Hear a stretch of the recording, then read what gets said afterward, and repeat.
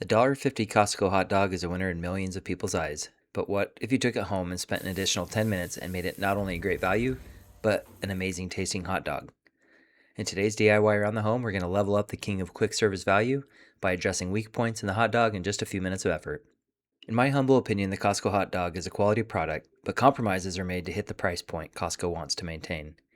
The main issue is the beef is boiled instead of grilled, and because the hot dog is wet and steamy, it makes the bun soggy.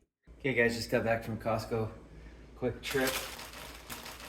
I'm going to show what I've been working on over the last little bit in terms of upgrading the Costco hot dog experience. We all know they have great deals. The hot dog can be made better, and we're going to go ahead and do that pretty quickly with not a whole lot of time. One of the things that I found works really great is to do cross hatches and then re-grill these. Give them some serious char. That takes the meat side of the equation to the next level. So again, just some little crosses. We'll throw these on the grill for a couple minutes, just get it ripping hot. I'm gonna go ahead and toast the buns, and then the onions I'm gonna go ahead and throw on a pan and heat up. I'll use a little bit of avocado oil, has a really high smoking point.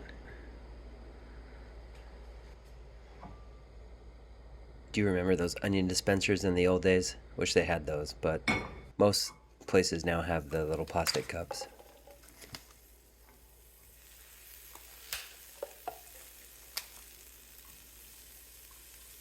I'm just gonna cook these until they become completely transparent.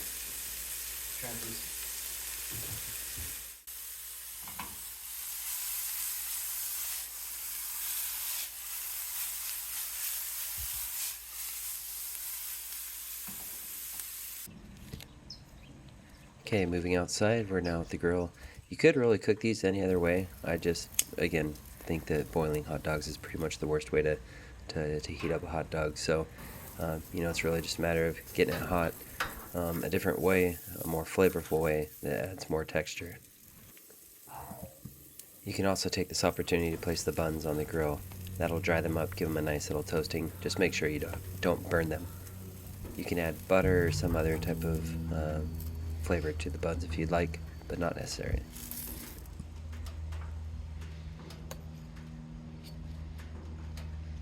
Next, dress up the hot dogs however you'd like. The great thing about being in your own home is you have access to a lot more condiments than just what you have available at Costco.